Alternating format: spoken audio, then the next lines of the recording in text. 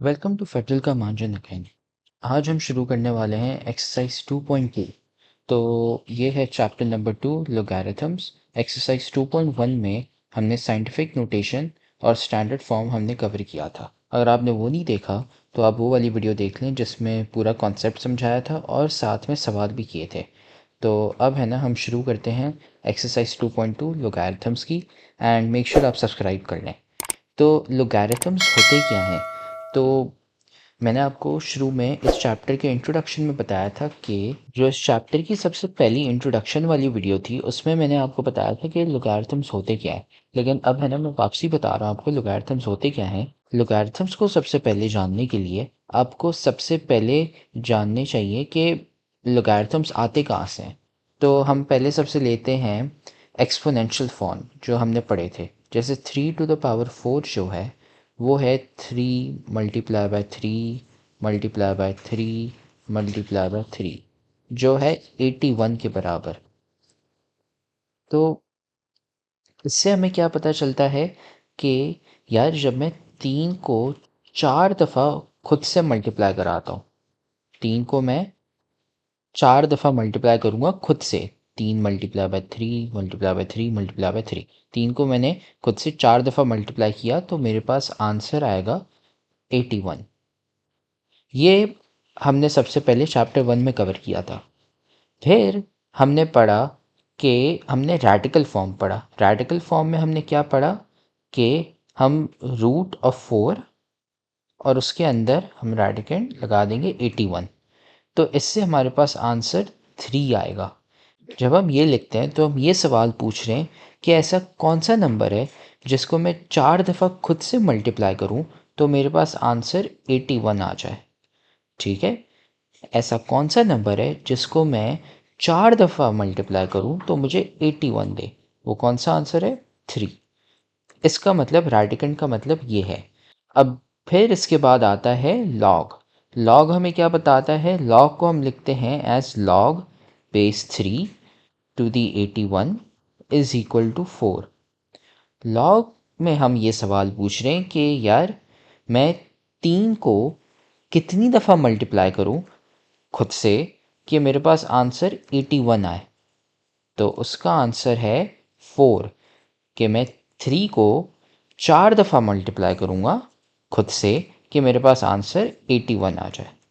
Logs का मतलब ये है और कुछ नहीं, बस। फिर उसके बाद हम यहाँ पे जाते हैं। यहाँ पे ये डेफिनेशन दी हुई है लॉग की। ये वही चीज़ है, बस मैथमेटिकल फॉर्म और अंग्रेज़ी है ना यहाँ पे झाड़ी हुई है, लेकिन बात वही है जो मैंने यहाँ पे समझाई है। While evaluating logarithms, remember that a logarithm is an exponent. Example, if log base 9 to the 81 equals to 2, then 2 is the logarithm of 81 with base 9, since 9 raised to the power 2 is equal to 81. मैंने यहाँ पे 3 to the power 4 is equal to 81 की example use की, उन्होंने कोई और example use की, but बात एक ही है। तो फिर यहाँ पे ना एग्जाम्पल क्वेश्चंस कराए गए हैं।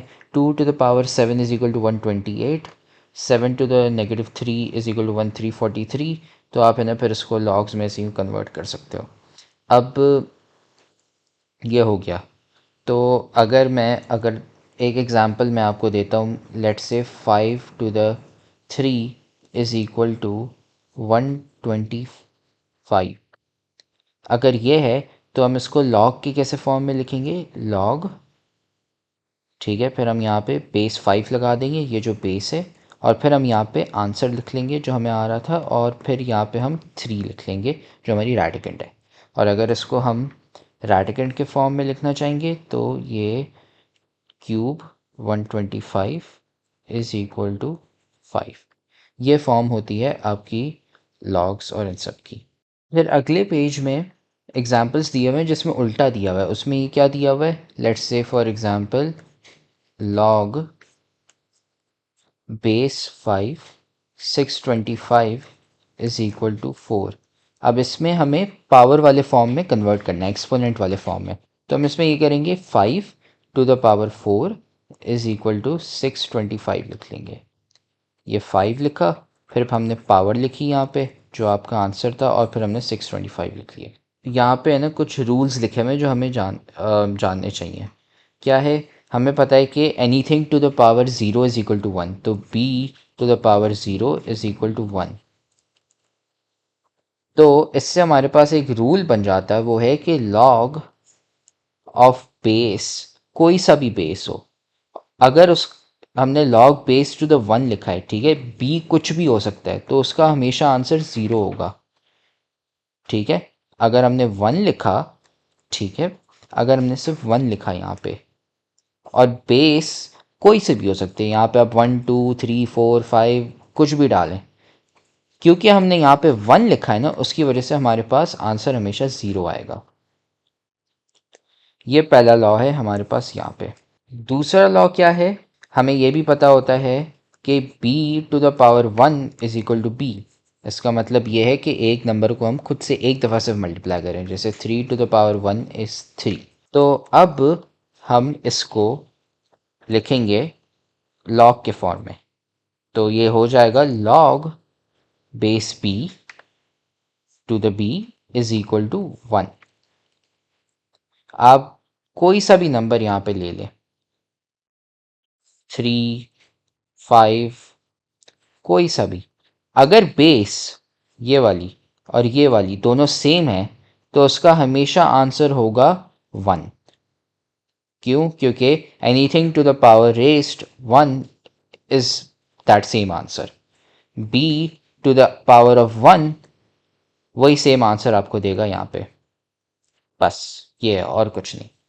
तीसरे लॉ में ये है, अगर हमने लिखा log base a to the a x, तो ये हमेशा हमें आंसर देगा x। अच्छा, अब थोड़ी देर पहले हमने कन्वर्जन की थी ना, log के फॉर्म से हमने एक्सपोनेंट फॉर्म में लिखा था। अब ये वाली चीज़ है ना, इसको हम एक्सपोनेंट के फॉर्म में लिखते हैं। रूल्स को मैं एक साइड पर लिख लेता हूँ ताकि मिक्स ना हो जाए। और रूल नंबर 1 है ये, और रूल नंबर 2 क्या था, ये कोई सा भी log base to the b is equal to 1। अब इसको हम लिखेंगे लॉग एक्सपोनेंट के फॉर्म में, लॉग को हम एक्सपोनेंट में कन्वर्ट करेंगे।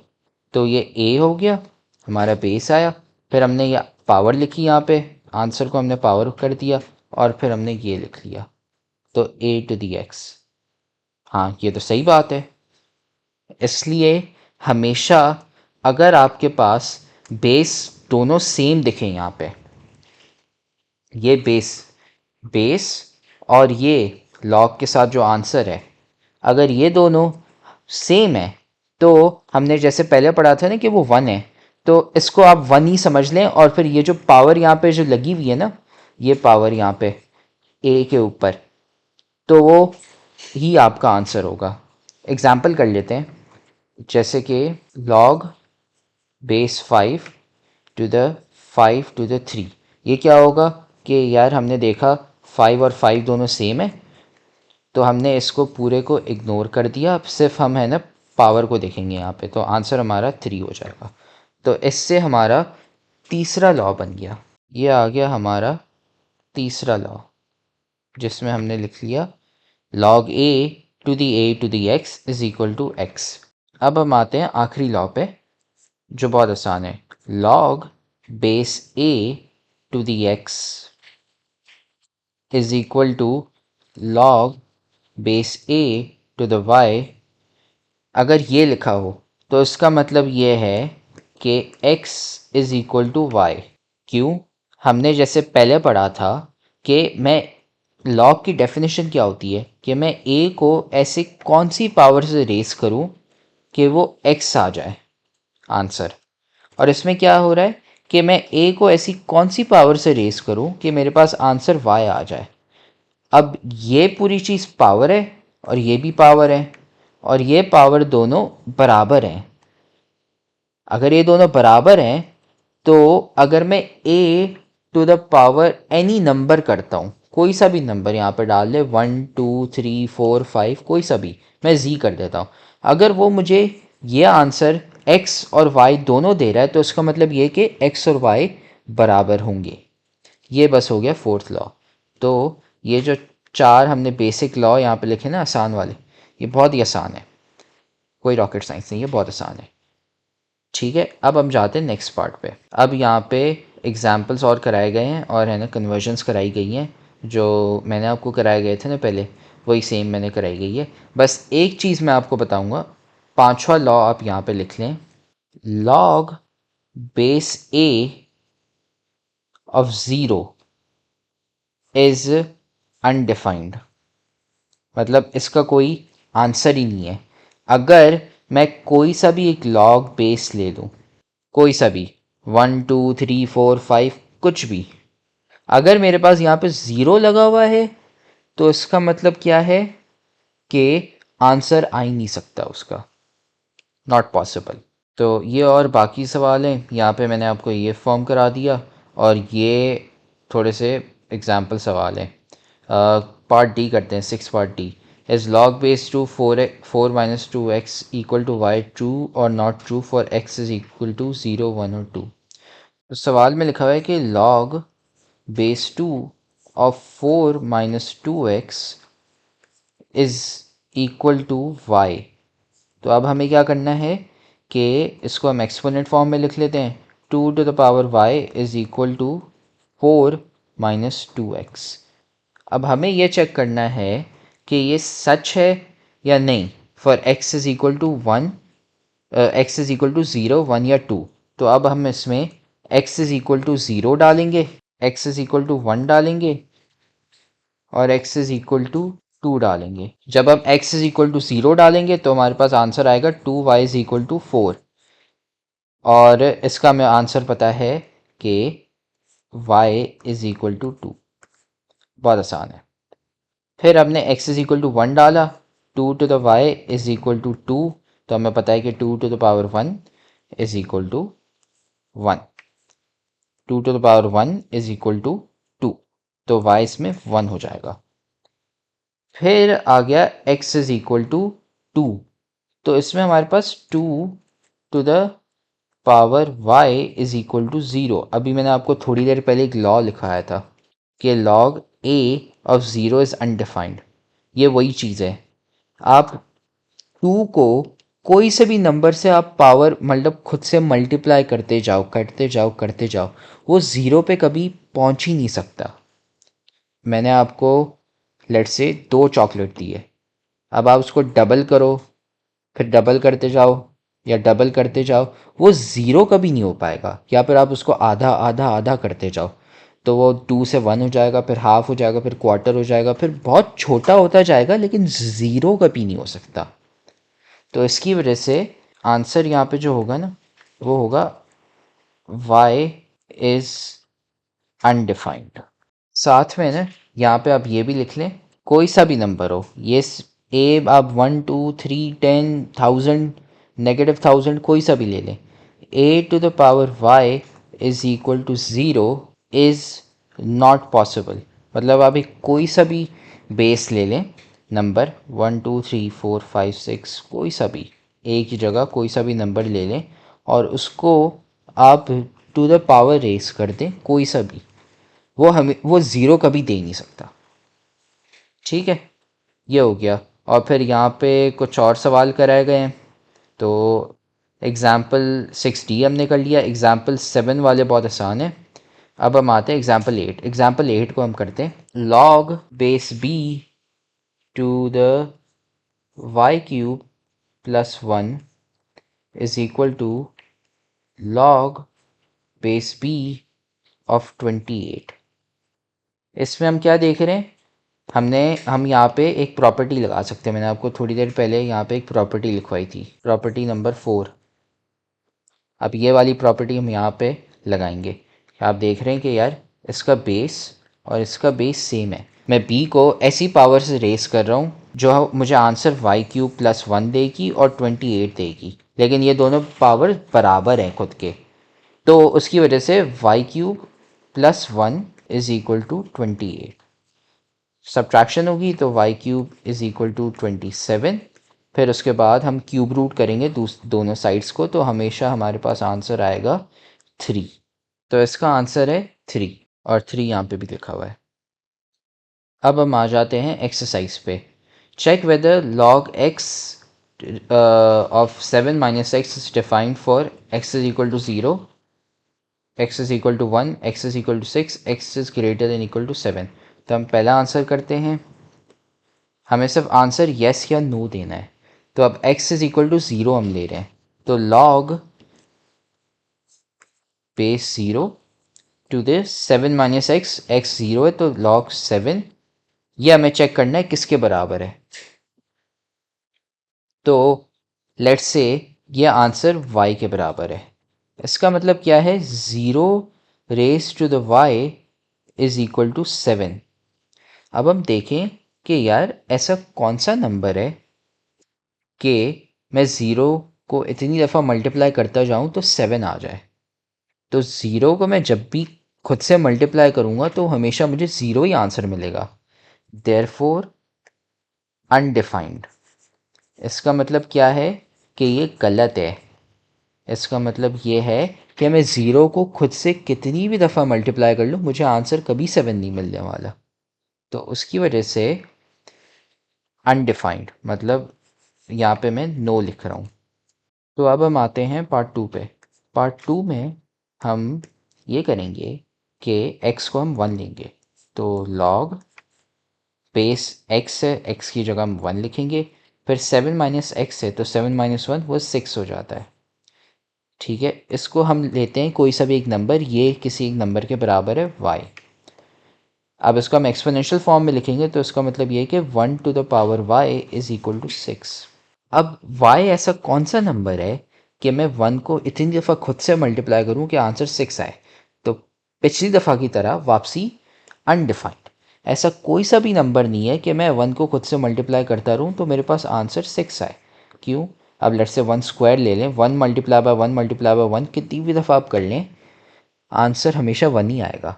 तो इसकी वजह से इसका आंसर होगा नो। फिर आते हैं पार्ट 3 पे। पार्ट 3 में अब हम लेंगे x को एज 6। जब x को हमने एज 6 ले लिया तो हमारे पास होगा log बेस 6, फिर 7 माइनस एक्स है तो 7 माइनस 6 1। अब लेट्स से इसको हम लेते हैं एज कोई सा भी नंबर y। तो अब इसको हम लिखते हैं एज द फॉर्म, इसको एक्सपोनेंशियल फॉर्म में लिखते हैं। अब तो 6 to the power y is equal to 1। अब y ऐसा कौन सा नंबर है कि मेरे पास मैं उसको करूं तो 1 आए, तो उसका आंसर है 0। y is equal to 0। हमें पिछले चैप्टर से याद होगा एक्सपोनेंशियल्स वाले से कि 6 to the power 0 is equal to 1। उसके अलावा मैंने आपको एक लॉ भी लिखवाया था यहाँ पे, ये वाला लॉ अगर आपको याद हो, log base to the 1 is equal to 0, कोई सा भी बेस हो। यहाँ पे क्या है, log base 6 to the 1 is equal to y। तो इसका मतलब ये है कि बेस यहाँ पे जो b था वो अब 6 है यहाँ पे, तो 6 log बेस 6 टू द 1 वो 0 के बराबर होगा, इसलिए y हमारा 0 है। तो इसका आंसर है, तो इसका आंसर हम यहाँ पे लिख लेंगे यस। फिर x is greater than equal to 7।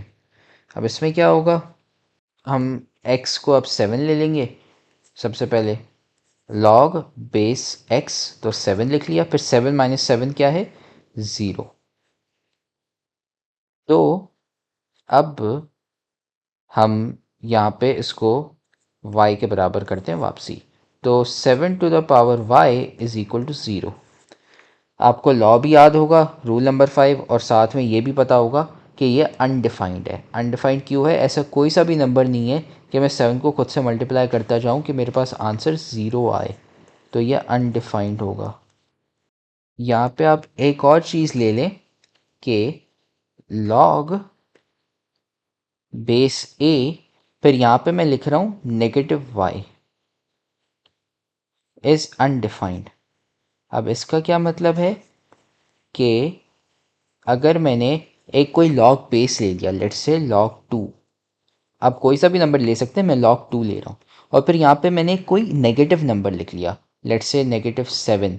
अब कोई सा भी लिख सकते हैं, मैंने नेगेटिव 7 लिख लिया। अब नेगेटिव 8 ले लें, नेगेटिव 1000 ले लें, नेगेटिव 1 ले लें, नेगेटिव हाफ ले लें, कोई सा भी, इसका कभी आंसर नहीं हो सकता, कभी भी नहीं। क्यों नहीं हो सकता, ये वही लॉजिक है जो मैंने यहाँ पे लगाई थी ज़ीरो वाले के लिए, a to the power y is equal to 0। तो अब हम लेट्स से लिखते हैं 2 to the power y is equal to -7। ये कभी आप हो ही नहीं सकता। आप 2 को खुद से कितनी दफ़ा मल्टीप्लाई कर लें, 2 मल्टीप्लाई बाय 2 मल्टीप्लाई बाय 2 या फिर डिवाइड करते रहें, ये नेगेटिव नंबर कभी हो ही नहीं सकता। तो ये वाला जो लॉ है ना यहाँ पे, ये अनडिफाइंड होगा। ये अनडिफाइंड कब होगा? जब लॉग हमारा अनडिफाइंड तब होगा जब हमारा ये वाला जो आंसर है ना यहाँ पे, अगर ये ज़ीरो या नेगेटिव नंबर हुआ तो आप चुपचाप यहाँ पे है ना सुकून से अनडिफाइंड लिख ले बगैर टेंशन के। आपको टेंशन लेने की कोई ज़रूरत नहीं है, आप बस यहाँ पे अनडिफाइंड लिख लें और आगे बढ़ जाएं। अगर आपने एक ज़ीरो देखा या फिर आपने अनडिफाइंड लिखा देखा, दोनों में से कोई एक, आप उधर अनडिफाइंड लिख लेंगे। तो उसकी वजह से जब हम ये सवाल कर रहे थे ना, ये x ग्रेटर देन 7 हो जाता है तो लेट्स से 8 हो जाता है, तो ये नेगेटिव नंबर हो जाएगा, उसकी वजह से इसका आंसर नहीं होगा। 2 फिर 9 ले लें तो 7 माइनस 9 -2, ऐसे करते जाएंगे तो ये नेगेटिव नंबर्स ही आते रहेंगे, कभी पॉजिटिव नहीं आएंगे। तो उसकी वजह से इसका आंसर नो हो जाएगा। अब हम आते हैं क्वेश्चन नंबर 2 पे। Convert the following of the equations from exponential to log form and vice versa. अगर लॉग के फॉर्म में दिया हुआ है तो हमें एक्सपोनेंशियल फॉर्म में करना है, और अगर एक्सपोनेंशियल फॉर्म है तो उसको लॉग के फॉर्म में करना है। तो ये बहुत आसान है, ये हम करते हैं। पहला वाला है log base 6 to the 216 is equal to 3। तो ये हो जाएगा 6 to the power 3 is equal to 216। बहुत सिंपल है। 6 हमने ले लिया पहले बेस, फिर हमने पावर लिखी और फिर हमने आंसर लिख लिया 216। फिर उसके बाद पार्ट 2, ये दिया हुआ है एक्सपोनेंशियल फॉर्म में, अब इसको हम लॉग के फॉर्म में लिखेंगे। तो बहुत आसान है, लॉग बेस 7 और यहाँ पे 2401 इज इक्वल टू 4। इसमें हमें सबसे पहले हमने बेस लिखा, फिर उसके बाद हमने आंसर लिखा, फिर हमने पावर यहाँ पे लिख ली। फिर log base 5 to the x is equal to 5। तो इसका होगा 5 to the power 5 is equal to x. वही सेम रूल्स लगाएं। फिर उसके बाद ये एक्सपोनेंशियल फॉर्म में दिया हुआ है, अब हम इसको लिखेंगे log के फॉर्म में। तो log बेस बी, बेस हमेशा सेम होगी जो उधर है। फिर उसके बाद हम यहाँ पे 1/27 लिख लेंगे और फिर हमने यहाँ पे पावर लगा दी। अगर आपको ये समझ नहीं आ रहा तो इसका मतलब ये है कि आपने पिछला चैप्टर एक्सपोनेंशियल्स वाला सही तरीके से नहीं पढ़ा। तो आप प्लीज़ वो पहले वीडियोस देख लें एक्सपोनेंशियल्स वाली जो चैप्टर 1 है, फिर उसके बाद है ना आप यही देखें। और अगर आपने, अब अगर आपको लगता है कि वो आपको है ना सही तरीके से समझ आ गया तो आप हमें कमेंट में मेंशन कर दें, या फिर आप ये वीडियो वापसी देख लें, या आप हमें ना व्हाट्सएप पे मैसेज कर लें। ये समझना बहुत ज़रूरी है। अब हम आते हैं पार्ट 5 में। पार्ट 5 में क्या है, अब मैं यहाँ पे लिखता रहूँगा। पार्ट 5 में एक्सपोनेंशियल फॉर्म में लॉग में लिखना है, तो पहले लॉग लिख लिया, फिर हमने बेस लिखा जो है 125, और फिर उसके बाद 25, और फिर उसके बाद हमने लिख ली पावर यहाँ पे x/3। फिर अब आते हैं पार्ट 6 में। पार्ट 6 में log base 10 to the 10/12 is equal to y। तो लॉग बेस 10 टू द 10/12, तो अब इसको एक्सपोनेंशियल फॉर्म में लिखना है। तो 10 to the power y is equal to 10 to the power 12। फिर आ गया पार्ट 7। पार्ट 7 ये है, इसका आंसर हम लिखते हैं। इसका होगा, पहले सबसे हम लॉग लिखेंगे क्योंकि लॉग के फॉर्म में कन्वर्ट करना है। बेस हम ले लेंगे 256, फिर यहाँ पे आ जाएगा आपको 1/64, और ये है x/64 के बराबर, सॉरी x/4 के बराबर। फिर आ गया पार्ट 8। पार्ट 8 में हमें लॉग फॉर्म से एक्सपोनेंशियल फॉर्म में करना है। तो 3² इज इक्वल टू x³ + 1।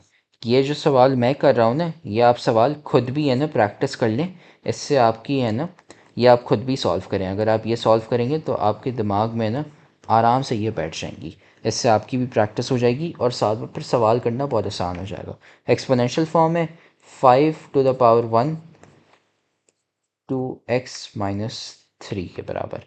इतनी मैंने एग्जांपल्स करा ली हैं। अगर आप खुद भी ये इतनी करेंगे ना तो आपकी भी प्रैक्टिस हो जाएगी। अब ये है, अब इसमें ये देख रहे हैं साइड्स यहाँ पे बदल दी हैं सिर्फ कंफ्यूज करने के लिए, और कुछ नहीं।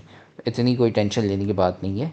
बस ये होगा कि इसमें आप log बेस 2 हम ले लेंगे जैसे बेस इसमें है, फिर हम आंसर लिखेंगे 2x+1 और फिर हम यहाँ पे 3 लिखेंगे जो पावर थी। बस ये हो गए हमारा क्वेश्चन 2।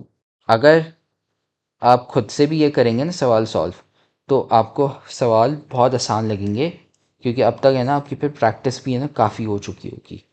तो ये एग्ज़ाम के लिए बहुत ज़रूरी है कि आप खुद भी प्रैक्टिस करें, सिर्फ खाली देखें नहीं।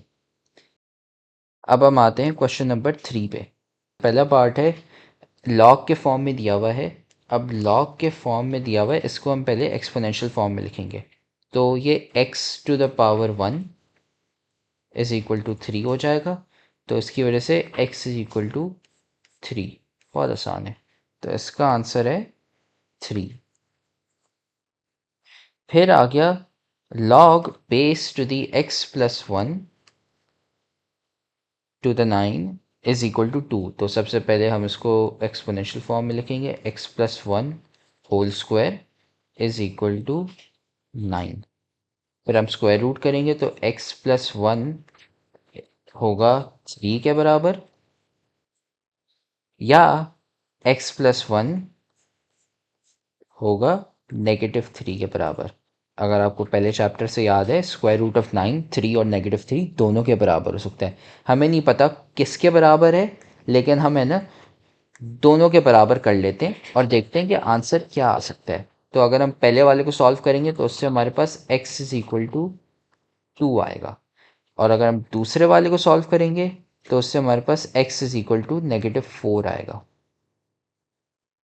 ठीक है, बस। तो आंसर हमारे 2 और -4 दोनों होंगे इसमें। फिर उसके बाद पार्ट 3 आ गया। पार्ट 3 में क्या होगा, लॉग के फॉर्म में दिया हुआ है, इसको वापस एक्सपोनेंशियल में करेंगे तो 3⁻x इज इक्वल टू 81। ये हो गया एक्सपोनेंशियल फॉर्म। अब हम ये करते हैं, हमें 81 पता है कि यार वो 3⁴ के बराबर होता है। अब आप देख रहे हैं हमें क्योंकि पता था, तो उसकी वजह से अब ये 3 और 3 कैंसिल हो जाएंगे, उसकी वजह से हमारे पास x is equal to 4 answer आ गया। तो अब हम यहाँ पे लिखेंगे। फिर अब हम आते हैं पार्ट 4 पे। लॉग का फॉर्म है, इसको हम कन्वर्ट करेंगे तो इससे हमारे पास आएगा answer 2⁻x+1 is equal to 64।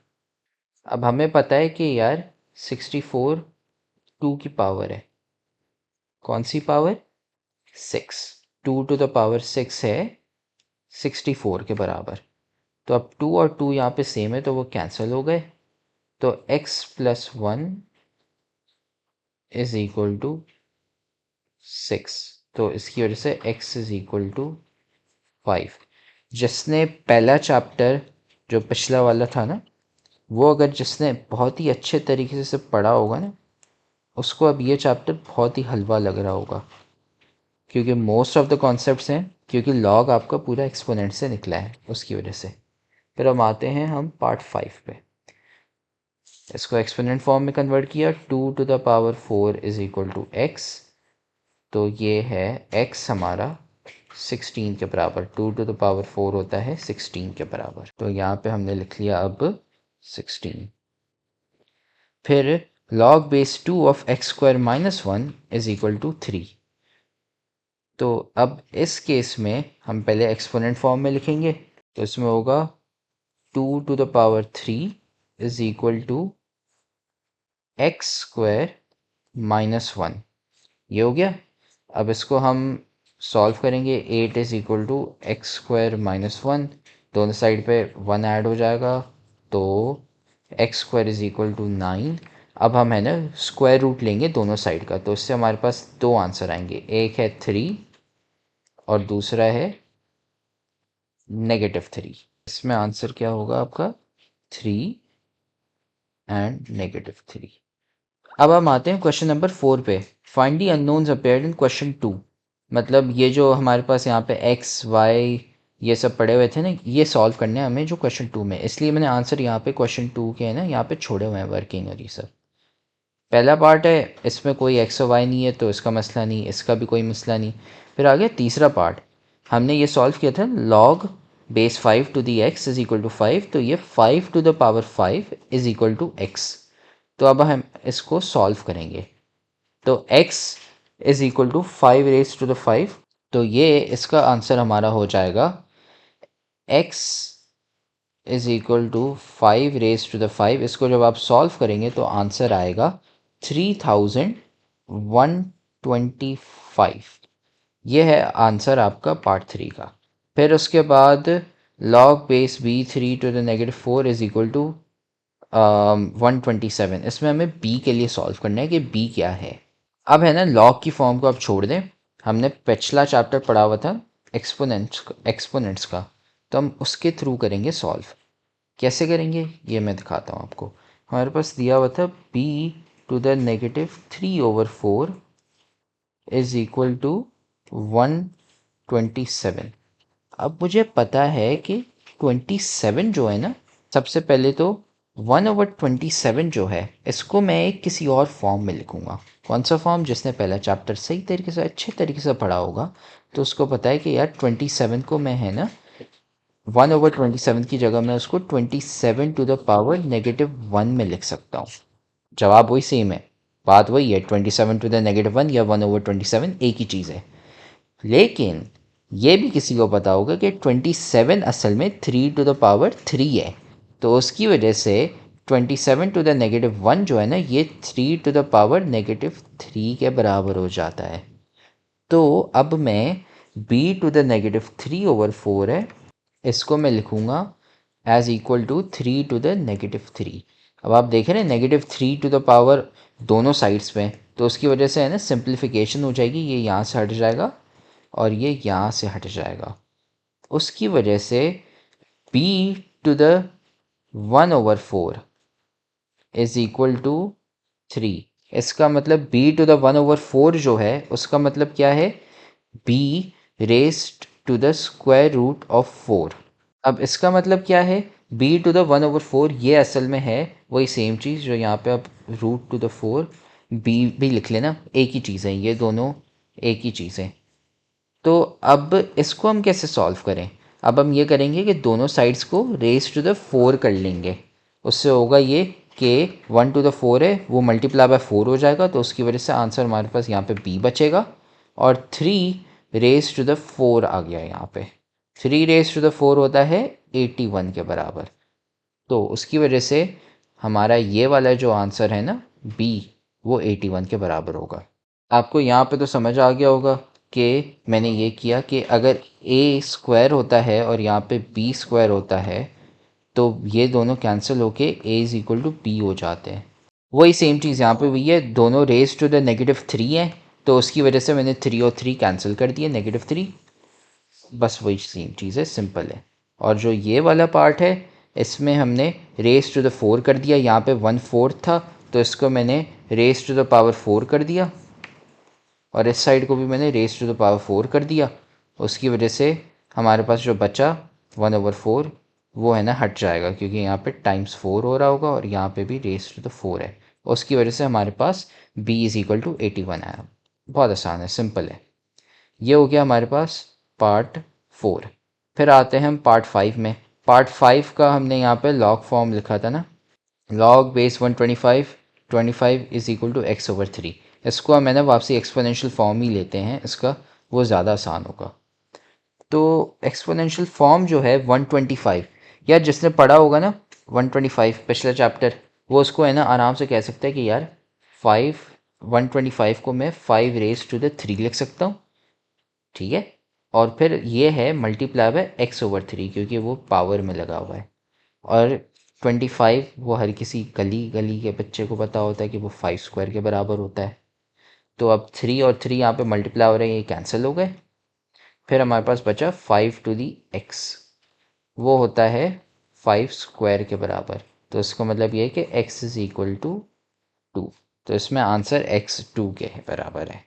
फिर आते हैं log base 10 to the 10 over 12। अब मैंने सबसे पहला लॉ जो आपको शुरू में पढ़ाया था कि तीसरा लॉ था कि अगर ये यहाँ पे सेम आपको दिखें, ये हमेशा काट दें, ये 1 के बराबर होगा। तो इसमें बस y है ना 12 के बराबर है और कुछ नहीं, बहुत आसान है। यहाँ पे भी मैंने इसका एक्सपोनेंशियल फॉर्म लिखाया था 10 to the power y is equal to 10 to the power 12। ये दोनों कब बराबर होंगे? जब y 12 के बराबर होगा।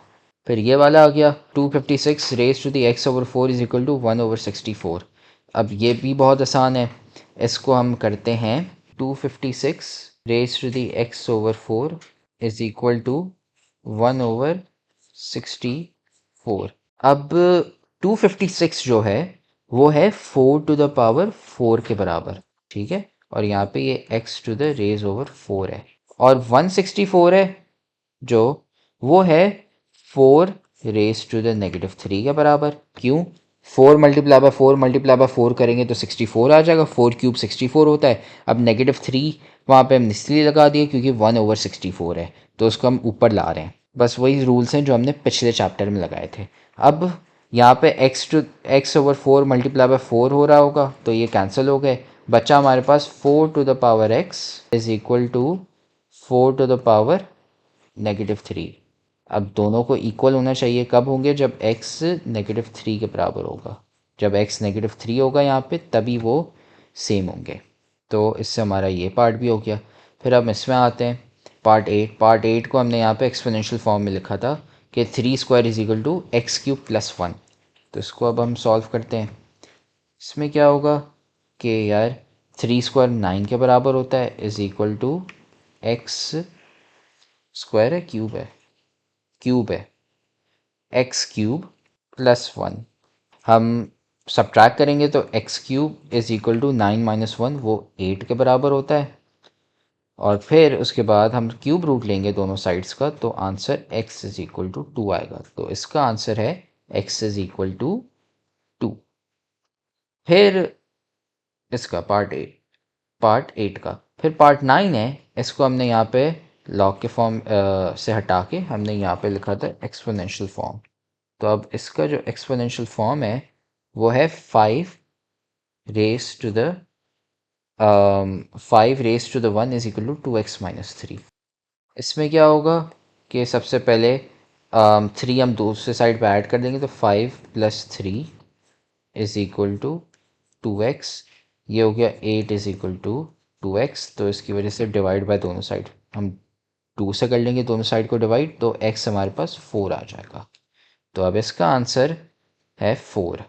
फिर आ गया 10वां पार्ट, आखिरी पार्ट में क्या है? अच्छा, इसका आंसर मिट गया। इसको मैं वापसी लॉग एक्चुअली नहीं, लॉग का फॉर्म पहले लिखा था ना, लॉग के फॉर्म की ज़रूरत नहीं है, आप इसको ऐसे सॉल्व करेंगे। 2x प्लस 1 है, वो 2 क्यूब के बराबर है। 2x plus 1 is equal to 2 cube. और 2 क्यूब क्या होता है? 2 मल्टीप्लाई बाय 2 मल्टीप्लाई बाय 2, वो होता है 8। तो अब हम यहाँ पे 2x इज इक्वल टू, हम -1 कर लेंगे दोनों साइड से, तो हमारे पास 8 माइनस 1 इज इक्वल टू 7 आ गया। फिर हम करेंगे x को दोनों साइड में डिवाइड करेंगे, तो 7 डिवाइड बाई 2, 7 डिवाइड बाई 2 को आप 7/2 लिख सकते हैं, या आप 3.5 लिखते हैं। ठीक है, ये है 3.5 के बराबर। तो इसका आंसर है 3.5। इससे आपकी पूरी एक्सरसाइज 2.2 कंप्लीट हो जाती है। तो अगर आपको कुछ समझ नहीं आया तो आप ये वीडियो वापसी देख लें, या फिर आप कमेंट सेक्शन में कमेंट कर लें और सवाल पूछ लें, या फिर आप हमें व्हाट्सएप पे भी मैसेज कर सकते हैं।